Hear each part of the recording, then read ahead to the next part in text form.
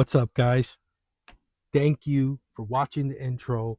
And if you're here on day one, episode one, I also want to thank you for coming by and listening to the 12-day Caucasus trip. Yeah, this is a one to remember, and one that I would say is for the books. It's for the books, guys. Day one, we landed in Baku. We landed in Baku late. Okay, we landed in Baku around 12 something in the evening. So we didn't really get to see much of what was going on, but I remember kind of leaving the terminal, leaving the airport, and there was this really cool terminal building all lit up. Our driver picked us up, pretty smooth. Had the name of the travel agency we went through, and it worked out well. So I would just some facts for you. In the case you go to Azerbaijan, that's the first place we went to, Baku in Azerbaijan. Go ahead and look at their website. I have putting that link down below. Check your travel requirements, U.S. passport holders, German passport holders. I know that we needed to do a eVisa, and that's it. Yeah, depending on what country you're from, you might have to do something different. I am not sure, but I would think best to just go in and check the site. So day one, daytime. We realized the night before we needed some water, picked it up. The supermarket right next to the Midtown Hotel. 24 hour supermarket opened up. Another fun fact, or another travel fact, if you want to call it that, when you're in the airport, once you're at the baggage claim, there is a currency exchange office. So bring some cash. Make sure you have some cash with you. You should always have cash with you just to do some local exchanging. And then later on, you'll realize that paying with card is pretty simple. If you are not familiar with some travel hacks, just in case, real quick, get yourself a card that foreign transactions are not applied.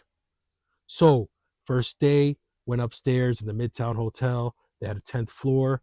We had breakfast buffet, beautiful hotel located. Went up there and kind of got that first oomph of the country, of the city, of the just what we're gonna get ourselves into. I was still very excited. Did not know what was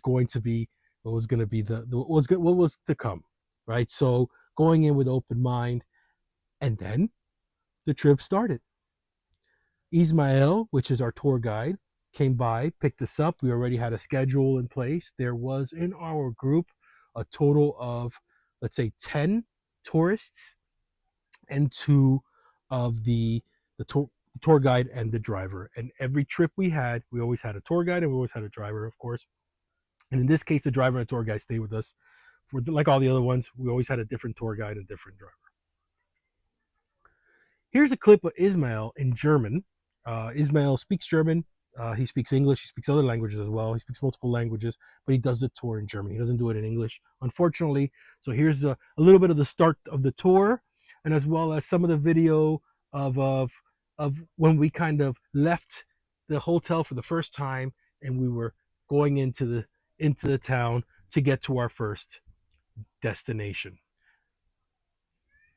Guten Morgen wieder, mein Name ist Ismail und unser Fahrer heißt Wahid, also 5 Tage, wir werden zusammen bis zur georgischen Grenze, ja, diese erste Etappe unserer Caucasus-Rundreise zusammen machen. Und heute ist Stadtrundgang oder auch Rundfahrt hier in Baku, morgen Umgebung von Baku und am Montag wir fahren nach Sheki, also 2 letzte Nächte in Sheki und danach am Mittwoch fahren wir an die georgische Grenze, ja, und da kommt eine georgische Reiseleiterin wahrscheinlich mit einem Bus und auf der anderen Seite, und das ist keine EU-Grenze, ja, also nur so 700 Meter, 600 Meter zu Fuß sollen sie mit Koffer auf der anderen Seite gehen. Ja. Und jetzt wir fahren zum Bergpark, das ist eigentlich kein Berg, sondern ein kleines Hügelchen. Es gibt keinen Berg oder in der Umgebung von Baku auch kein Gebirge, aber auf diesem Hügelchen da ist schöne Park, also da ist schöner Aussichtspunkt auf die Stadt, auf Baku-Bucht und so weiter. Dort wir werden ungefähr 50 Minuten oder eine Stunde maximal zu Fuß und danach wir fahren in der Altstadt. And the Altstadt it is. So I hope you enjoyed a little bit of that piece of the video, the introduction Ismail was giving us when we started our day one tour. It was pretty cool. The city itself, Baku, 5 million residents. What else? You know, it was an oil boom back in the 1800s or 1970, but they were basically the leading country of oil. And then the city went through some changes. They had a Soviet Union history behind it. That came in, that made some changes, and then their oil industry started basically getting taken over by, or not taken over by, but other countries have been discovering oil, such as the Saudis, and in Texas we have oil, and other countries started becoming a little bit more powerful when it came to the oil. But what was cool about their oil booms, you know, and the oil booms always had a significant change, which brings an interesting, my brain kind of looking at a little bit in conspiracy theory, but how oil itself as a material, how decisions and things that were happening, it seems as those things were happening because of that. In 2000, because if I was reading in the 2000s, they had another oil boom, and this oil boom created allowed them, you know, it brought in that wealth where you can see those buildings now today. You can see the fire towers. So they built these 3 glass fire towers that light up at night, beautiful in the city. And so yeah, it's when you see it, you know, you'll know, wow, that came from the 2000. That was that oil boom. And then right across the street you have a reflection of the Soviet time. And that was right on that hill. And then on that hill is a memorial because of the Ottoman for the Ottoman Empire. The soldiers of the Ottoman Empire, they came over and helped Azerbaijan, and there were casualties, and this memorial was for those soldiers from another invasion. So it's like you have multiple different invasions and 3 different symbolizations of 3 different corners of that area that we went to. And that was the first day start. And then from there, like you said, Altstadt, we went into the Altstadt, where the Altstadt itself it was pretty interesting. I've been to many different Altstadt. Altstadt in Germany means old city, and I've been to plenty of them.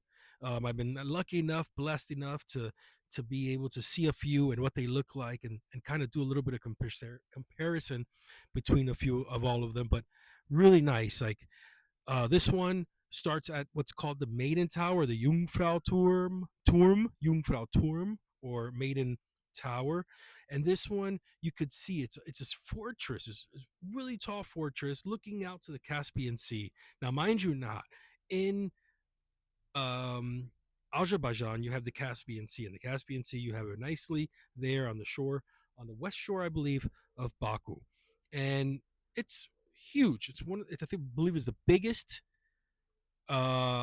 landlocked lake outside of the world. And there's multiple countries that are spread around of the Caspian Sea. You get into the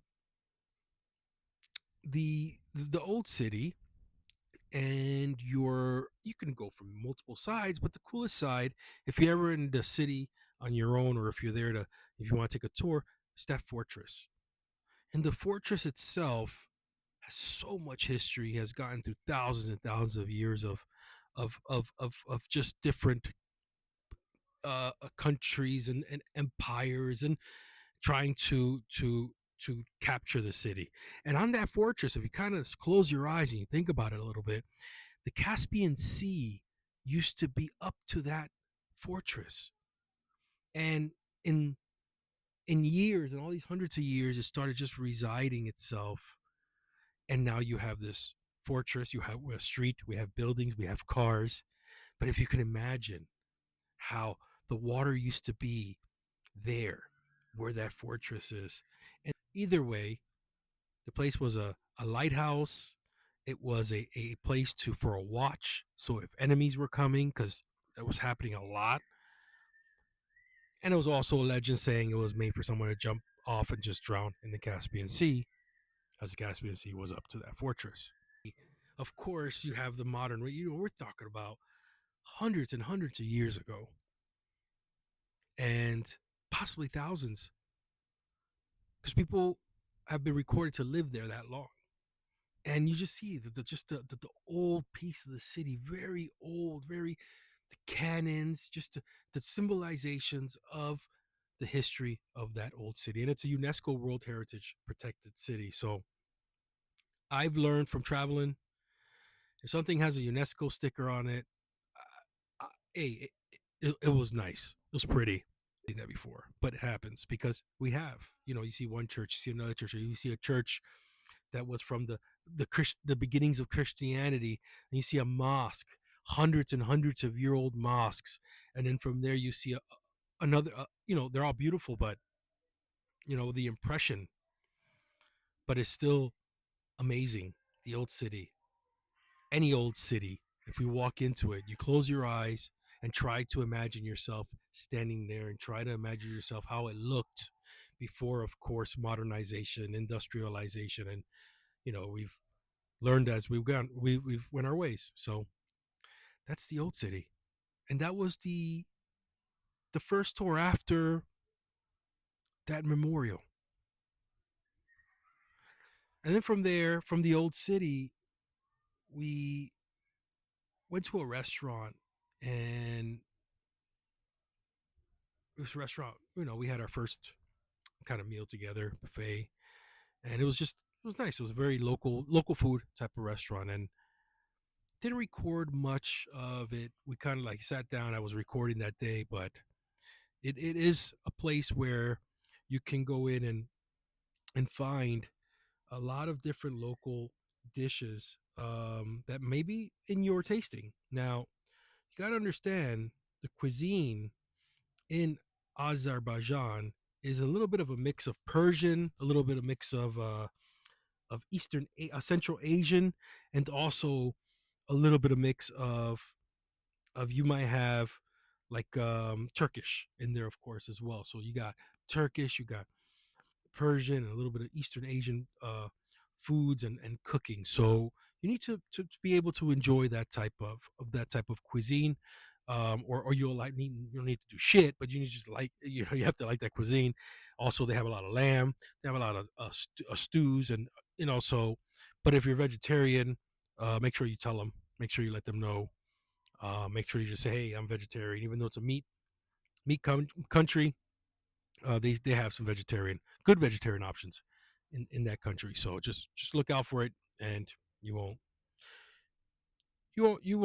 fail on that. But we had our guide Ismail, and he did really good on keeping attentive on vegetarian options. So yeah, vegetarian or not, you can still eat, and that works out. So that was lunch. We kept on walking a little bit through the city, and really our first day there was pretty much short. We went from there, took the afternoon off, and of course I just wanted to go find somewhere to have some beer, and found a place called Beer Point. It's a known place. It has a lot of draft beers. You go inside. It's a smoking section, guys. So if you don't like smoke, then probably not a place for you to go. But if you like to chill, there it was pretty welcoming. I would say Beer Point. Have a beer point. Yes, just want to chill and enjoy a couple of glasses of beers. There's everywhere. There's so many places you can go. We just went there. I wanted to go and see what it looked like, as I'm always curious on the local beers. And there I was able to have a couple of local beers, such as the one you see here in the picture, and then the same brand, unfiltered. It's their regular beer, nothing too special on that, but it tastes great. It's refreshing. And then from there, I needed to try the wine. found a place called the Fine Wine Bar. Very welcoming. They have many selections of bottles. They have selections in glass. If you want a snack, they have good snacks there as well. Something traditional we do when we get some wine. Cheese platter, some olives. Can never go wrong with that. That was day one. That was Baku. From coming in at night, not knowing what to expect, to seeing it in the daytime, it already opened it up, and I was already looking forward to day two. And I hope that I will see you in day two. Take care, y'all.